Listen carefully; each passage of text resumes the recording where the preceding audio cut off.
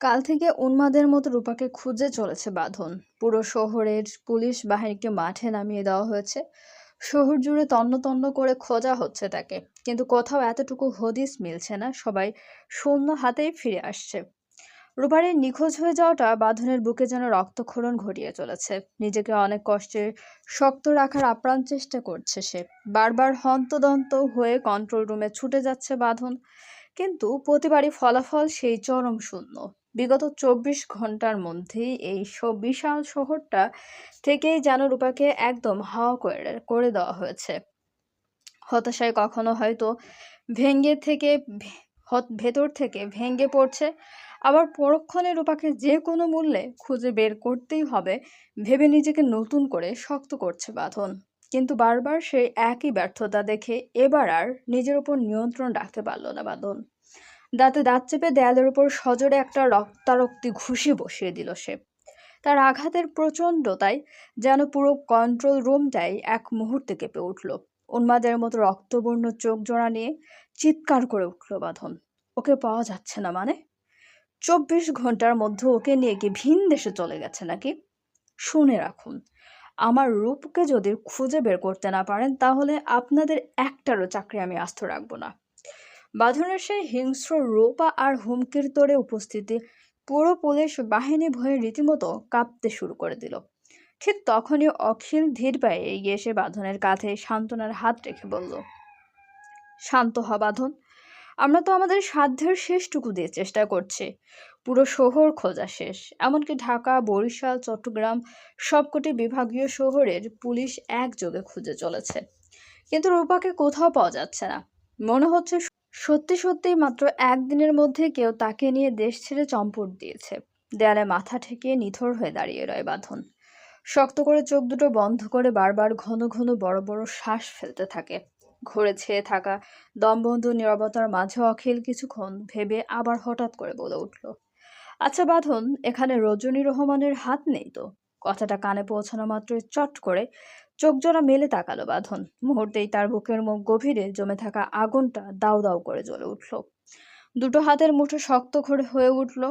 অনেক হয়েছে লুকোচুরি, আজ এই রজনী রহমানের মুখোমুখি সে হবেই।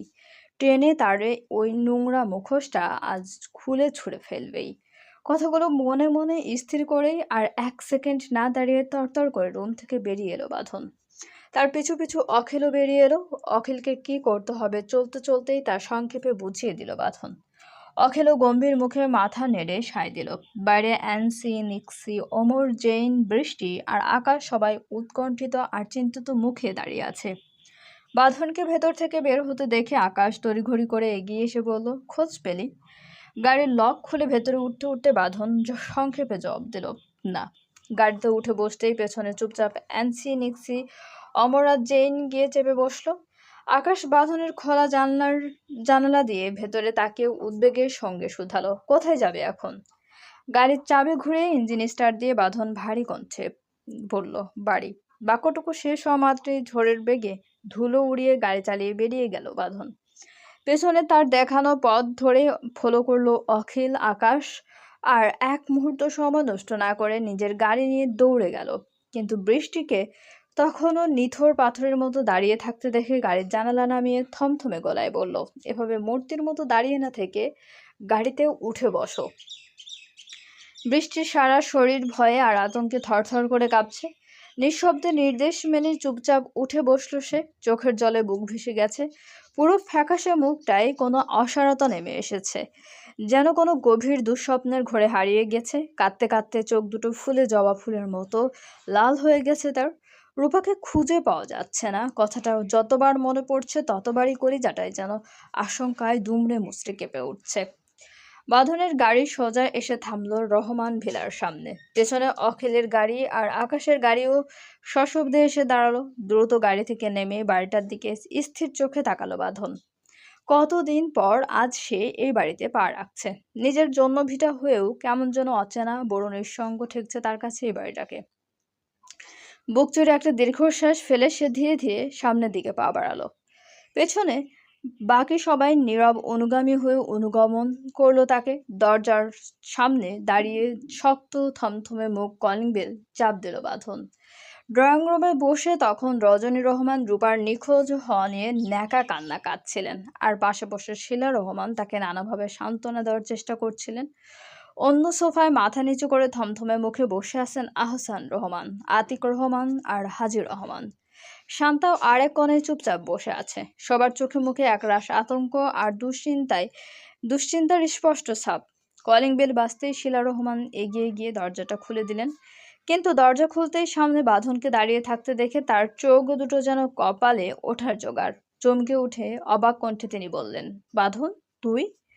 বাঁধন একদম শান্ত, নির্ভাবন গলায় বলল, আসসালামু আলাইকুম কাকিয়া, কেমন আছো? শিলা রহমান সামলে নিয়ে হালকা মুচকি হেসে বললেন, ওয়ালাইকুম আসসালাম, ভালো আছি, আয় বাবা ভেতরে আয়। বাঁধন বাড়ালো ভেতরে। এতদিন পর হঠাৎ বাঁধনকে বাড়ির ভেতরে ঢুকতে দেখে আহসান রহমান বসা থেকে এক প্রকার চমকে উঠেই দাঁড়িয়ে পড়লেন। তিনি ভাবতেও পারেননি তার এই মারাত্মক জেদি ছেলেটা কোনোদিন নিজ পায়ে এই বাড়িতে পা রাখবে। হাজারো অভিমান, জমাট বাঁধা ক্ষোভ আর ইগোর পাহাড় ডিঙিয়ে বাবা ছেলের চোখাচোখি হলো। বাঁধন কয়েক মুহূর্ত নিথর চোখে আহসান রহমানের দিকে তাকিয়ে রইল, তারপর চুপচাপ চোখ সরিয়ে নিল। হাজি রহমানও তড়িঘড়ি করে উঠে এসে বাঁধনের হাত দুটো ধরে ব্যাকুল কণ্ঠে বললেন, দাদু ভাই, তুই কেমন আছিস রে? বাঁধন মাথা নুইয়ে হাজির রহমানকে সালাম করে বেশ হালকা সুরে বলল, আসসালামু আলাইকুম দাদু। তোমার নাতি ভালো নেই, কারণ তোমার নাতির বউ চুরি হয়ে গেছে। বউ ছাড়া কি আর ভালো থাকা যায় বলো? হুট করে বাঁধনের মুখে এমন বেপরোয়া কথা শুনে বিষম খেয়ে কাশতে শুরু করলেন আহসান রহমান। শিলা রহমান তড়িঘড়ি করে গ্লাসের পানি ঢেলে তার দিকে বাড়িয়ে দিলেন। বাঁধন অবশ্য সেদিকে বিন্দুমাত্র পাত্তা দিল না। সে ধীর পায়ে হেঁটে গিয়ে সোজা রজনী রহমানের একদম সামনে গিয়ে দাঁড়ালো। রজনী রহমান আর চোখে একবার বাঁধনকে দেখে নিয়ে আবারও চোখ নামিয়ে তার সেই ন্যাকা কান্না চালু রাখলেন। চুপচাপ রজনী রহমানের মুখোমুখি গিয়ে দাঁড়ালো বাঁধন। তার তীক্ষ্ণ দৃষ্টি একদম বিঁধে আছে রজনী রহমানের চোখের তারায়। হঠাৎ বাঁধন এভাবে রজনীর সামনে গিয়ে বসায় বাড়ির কেউ কিছুই বুঝতে পারছে না, এমনকি রজনী রহমান নিজেও কিছুটা হতভম্ব। রজনীর চোখের মনি জড়ায় নিজের দৃষ্টি স্থির রেখে বুকের ভেতরে পুরো হাহাকারটা এক করে আবেগ ঘন বরফ শীতল কণ্ঠে বাঁধন বলে উঠল, আপনার যা চাই, টাকা, গাড়ি, বিশাল বাড়ি কিংবা পুরো সম্পত্তি, সব আপনি লিখে নেন। আমার কিচ্ছু চাই না, শুধু আমার বউটাকে আমার কাছে ফিরিয়ে দিন। দয়া করে ওর যেন কোনো ক্ষতি না হয়। আমার রূপের কোনো ক্ষতি হলে আমি সহ্য করতে পারবো না। আল্লাহ আমাকে দুনিয়ার সবকিছু দিয়েছেন ঠিকই, কিন্তু ওর কষ্ট সহ্য করার মতো কোনো ক্ষমতা আমার বুকে দেননি। বিশ্বাস করুন, ওর গায়ে একটু আঁচ লাগলে আমার বুকে রক্তক্ষরণ হয়। ওর ওপর কোনো বিপদ এলে আমার নিঃশ্বাস আটকে আসে। বাঁধনের হঠাৎ এমন মন ছোঁয়া আকুল করা কথায় পুরো ড্রয়িং রুম থমকে গেল। বাড়ির প্রতিটি মানুষ যেন স্তব্ধ হয়ে গেল তার ভেতরের গভীর ভালোবাসা আর হাহাকার দেখে। ভেতরে ভেতরে কেঁপে উঠলেন রজনী রহমান। বুকের ভেতর তুফান উঠলেও নিজের কাঁপতে থাকা গলাটা কোনো মতে সামলে তোতলাতে তোতলাতে বললেন, এসব এসব কি বলছো তুমি বাঁধন? আমি আমি তো কিছুই বুঝতে পারছি না। বাঁধন এবার দৃষ্টি আরো কঠোর করে সামান্য ঝুঁকিয়ে এসে একদম সোজাসুজি বলল, আমার রূপ কোথায়? ওকে ফিরিয়ে দিন। ওর নামে ভিটের যত সম্পত্তি আছে আমি নিজে দাঁড়িয়ে থেকে সেগুলো সব আপনাদের নামে লিখে দেওয়ার ব্যবস্থা করব। তাও হাত জোর করে অনুরোধ করছি, আমার রূপকে আমার কাছে ফিরিয়ে দিন। বাঁধনের এমন অপ্রত্যাশিত কথায় ঘোরের বাকি কেউ আগামাথা কিছুই বুঝতে পারছে না। আতিক রহমান কিছুটা থতমত খেয়ে এগিয়ে এসে বললেন, বাঁধন, কি বলছিস সেসব? কিসের সম্পত্তি? আমরা তো কিছুই বুঝতে পারছি না। বাঁধন কিন্তু রজনী রহমানের উপর থেকে দৃষ্টি সরালো না। ওই অবস্থাতেই বরফ শীতল কণ্ঠে উত্তর দিল, যে বোঝার সে ঠিকই বুঝেছে কাকা। আপনি চুপচাপ শুনুন, সময় হলে সব বুঝতে পারবেন। রজনী রহমান মুখে আর কোনো কথা ফোটাতে পারছেন না। বাঁধনের দৃষ্টির আগুনে তার সারা শরীর থরথর করে কাঁপছে। বাঁধনে আবারও তার দিকে এক কদম এগিয়ে গিয়ে ঝুঁকে পড়ে বলল, আমাকে উন্মাদ হতে বাধ্য করবেন না রজনী রহমান। বিশ্ব জয় করে আমি শান্ত হয়ে আছি, তাই এখনো ভদ্রভাবে বলছি, চুপচাপ বলুন আমার রূপ কোথায়। রজনী রহমান আমতা করে কাপা গলায় বললেন, বাঁধন, তুমি এসব কি বলছো? রূপা কোথায় তা আমি কিভাবে বলবো? আমি তো নিজের মেয়ের চিন্তায় শেষ হয়ে যাচ্ছি। বাঁধন ঠান্ডা গলায় গর্জে উঠল, এই মিথ্যে অভিনয়টা বন্ধ করুন। এখনো ভালোই ভালোই বলছি আমার রূপ কোথায়। রজনী রহমান এবার আহসান রহমানের দিকে অসহায় চোখে তাকিয়ে কান্নার নাটক করে বললেন, দেখুন আহসান সাহেব, এসব কি বলছেন বাঁধন? আমি কিভাবে জানবো রূপ কোথায়? আপনার ছেলের কি মাথা নষ্ট হয়ে গেছে? কথাটা শোনা মাত্রই বাঁধনের ধৈর্যের শেষ বাঁধটাও ভেঙে চুরমার হয়ে গেল। উন্মাদের মতো সোফা থেকে এক ঝটকায় উঠে দাঁড়ালো সে। ডাইনিং টেবিলের ওপর রাখা ধারালো ফল কাটার ছুরিটা সজোরে টান দিয়ে হাতে তুলে নিল। তারপর চোখের পলকে রজনী রহমানের কাছে গিয়ে সেই ধারালো ছুরিটা সোজা করে তার গলায় চেপে ধরল। রজনী রহমান আতঙ্কে চিৎকার করে ওঠার আগেই বাঁধন তার রক্তবর্ণ চোখ দুটোর সামনে এনে দাঁতে দাঁত চেপে কামড়ে কামড়ে বলল, রূপ বিপদে পড়লে বাঁধনের শুধু মাথায় নষ্ট হয় না, বাঁধন তখন জ্যান্ত জানোয়ার হতে পারে, এমনকি রক্তচোষা খুনিও হতে পারে। মিসেস রজনী রহমান। আহসান রহমান এবার আর নিজেকে ধরে রাখতে পারলেন না। বাঁধনের উগ্র রূপ দেখে ঝড়ের বেগে সামনে এগিয়ে এসে গর্জে উঠলেন, স্টপ ইট বাঁধন, পাগল হয়ে গিয়েছিস তুই? এটা কোন ধরনের বেয়াদবি? বাবার অগ্নিগর্ভ চোখের দিকে এক চুলো ভয় পেল না, সরাসরি তাকালো বাঁধন, তারপর থমথমে গলায় বলল, আমার রূপকে ফিরিয়ে আনতে হলে যদি আমাকে পাগলামি করে বেয়াদবি করতে হয়, তাহলে আমি সেই পাগলামি আর বেয়াদবি করব। আহসান রহমান তীব্র ক্ষোভে হাত উঁচিয়ে বললেন, কি সব হাবিজাবি বলছিস তুই? রজনী কিভাবে জানবে রূপ কোথায়? ছুরিটা রজনী রহমানের গলার আরো একটু চেপে ধরে বাঁধন হিমশীতল কণ্ঠে জবাব দিল, এই নষ্ট মহিলা সব জানে। এই মহিলাই পারবে আমার রূপকে এনে দিতে। মিস্টার আহসান রহমান, আপনার বউকে বলুন আমার বউকে ফিরিয়ে দিতে। তা না হলে আপনার এই বউকে খুন করতে আমার এক সেকেন্ডও দ্বিধা করব না। কথাটা শুনে চরম ক্ষোভে ফেটে পড়লেন আহসান রহমান। নিজের চোখ কানকে বিশ্বাস করতে পারছিলেন না তিনি। সহ্যের সীমা ছাড়িয়ে যেতেই সজোরে বাঁধনের গালে একটা থাপ্পড় বসিয়ে দিতে হাত তুললেন তিনি। ঠিক থাপ্পড়টা বাঁধনের গালে এসে লাগার আগেই মুহূর্তে ঘোরের পুরো নিস্তব্ধতা কাঁপিয়ে বাঁধনের পকেটের ফোনটা তীক্ষ্ণ সুরে বেজে উঠল। রিংটনের সুরটা বাতাসের সুতোই ছড়িয়ে পড়ল, বাবা মানে হাজার বিকেল আমার ছোটবেলা, বাবা মানে রোজ সকালে পুতুল পুতুল খেলা, বাবা মানে কাটছে ভালো যাচ্ছে ভালো দিন, বাবা মানে জমিয়ে রাখা আমার অনেক ঋণ। মাঝপথেই থেমে গেল আহসান রহমানের হাত, বুকের ভেতরটা তীব্র এক মোচড় দিয়ে কেঁপে উঠল তার। রিংটন তখনও বেজেই চলেছে, কত মায়াবী মধুর সুরে ওই রিংটনে এক কন্যা সন্তান তার বাবার ভালোবাসার অর্থ বুঝিয়ে চলেছে। পুরো ঘর এক মুহূর্তের জন্য যেন পাথরের মতো নিশ্চল স্তব্ধ হয়ে গেল। অখিলের চোখ থেকে নিঃশব্দে এক ফোঁটা জল গড়িয়ে পড়ল, এমনকি আকাশের চোখ দুটো ভিজে উঠল পানিতে।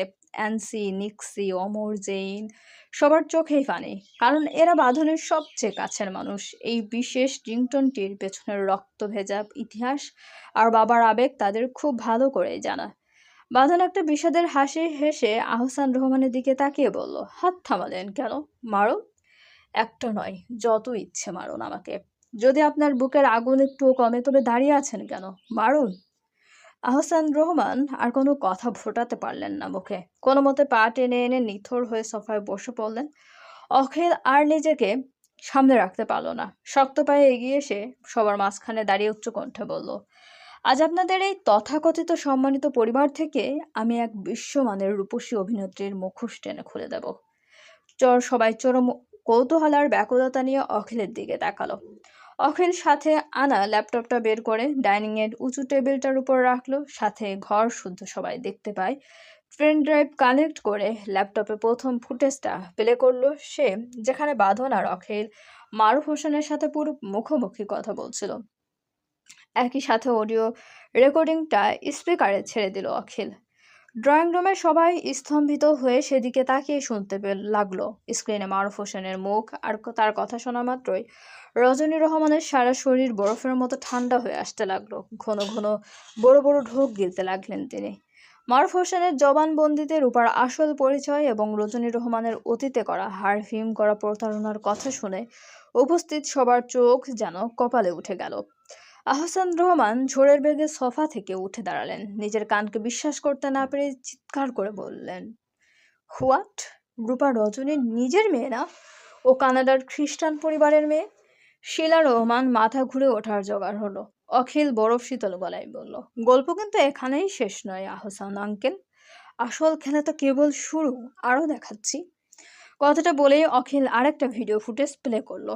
স্ক্রিনে ভেসে উঠলো রজনী রহমানের ঘোরের গোপন দৃশ্য, যেখানে নিজের রুমে বসে গোপনে কারোর সাথে ফোনে কথা বলছেন তিনি। এতদিন ধরে রজনী রহমানের ঘোরের কোণে বা বাড়ির যে নির্জন জায়গায় গিয়ে ষড়যন্ত্রের ফোনালাপ করেছেন, অখিলের টিম তার প্রতিটি ভিডিও আর অডিও রেকর্ড করে এনেছে।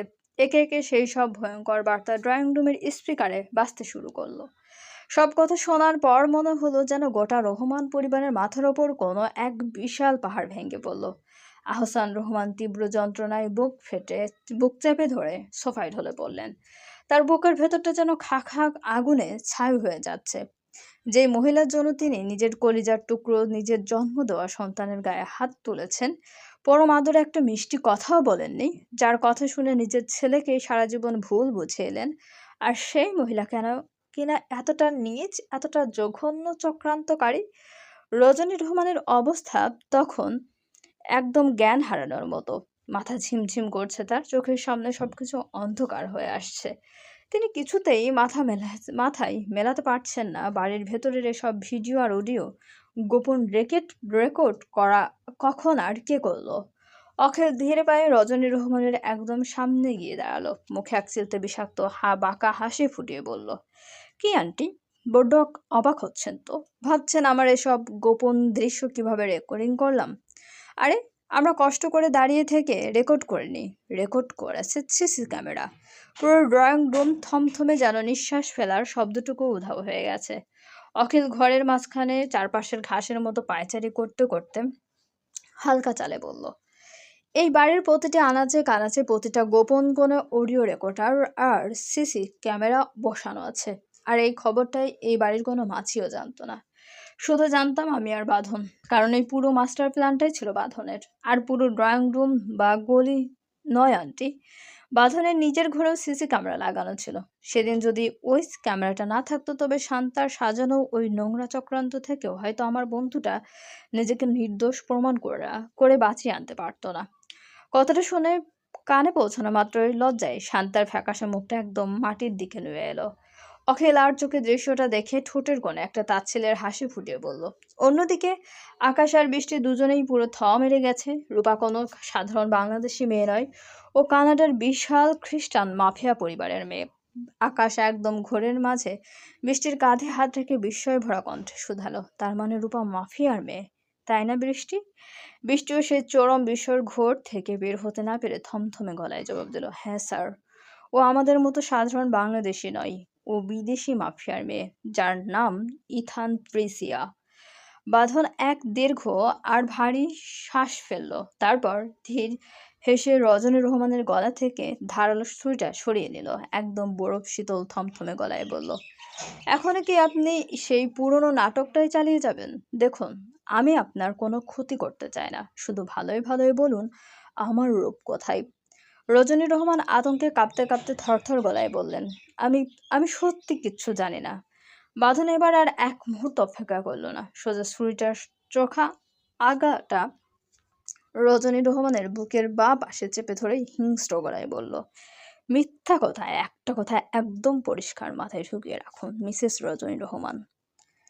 কথাটা মাঝপথে থামিয়ে হিংস্র বাঘের মতো দাঁতে দাঁত চেপে বাঁধন আবার গুমড়ে উঠল, আমার রূপে যদি সামান্যতম কিছু হয়ে যায়, তবে আমি খুব বেশি কিছু করব না, শুধু এই ধারালো ছুরিটা আপনার বুকের বাঁ দিক দিয়ে ঢুকিয়ে পেট দিয়ে বের করে আনবো, তারপর অত্যন্ত যত্ন নিয়ে আপনার কলিজাটা টেনে বাইরে বের করে আনবো, আর আপনার নিজের চোখের সামনে সেই জ্যান্ত কলিজাটাকে দুখণ্ড করে ছিঁড়ে ফেলবো। চলবে। গল্পটি চলাকালীন সবাই আমাদের চ্যানেলটা সাবস্ক্রাইব করুন। অনেক ধন্যবাদ সবাইকে।